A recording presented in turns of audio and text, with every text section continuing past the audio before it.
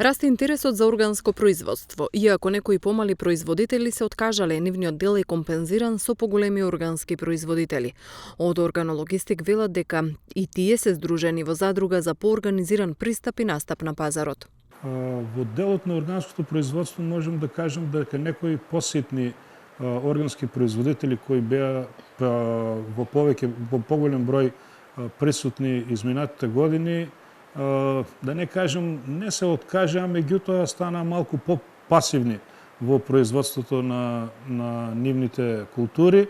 Меѓутоа се појавија други производители кои имаат поголем капацитет и за производство на такви производи и ме радува дека нивните производи дека се повеќе се присутни низ нашите маркети. Еве и ние можеме да се пофалиме дека имаме направено и ние задруга од делот на органските производители, меѓутоа сме многу разноврсни во тој дел и се уште не функционираме така успешно, бидејќи самите производители се со различни производи и малку е потешко да може да се концентрираат на еден производ.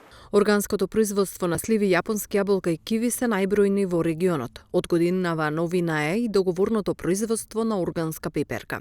И еве пиперката стапува како нов производ кој е атрактивен и покажа многу од преработувачите интерес за производство на органска пиперка, да може таа органска пиперка да се произведе. Првите една-две години се во период на преод, кога самата површина и производителите го добиваат можноста да го направат тој органски производ, меѓутоа сепак истата се откупува по повисока цена, значи не е по оваа стандардна цена која ја има пиперката, а веќе од можноста која ќе се добие органски производ, се откупува како органски производ со ова договорно производство и како таков се пласира.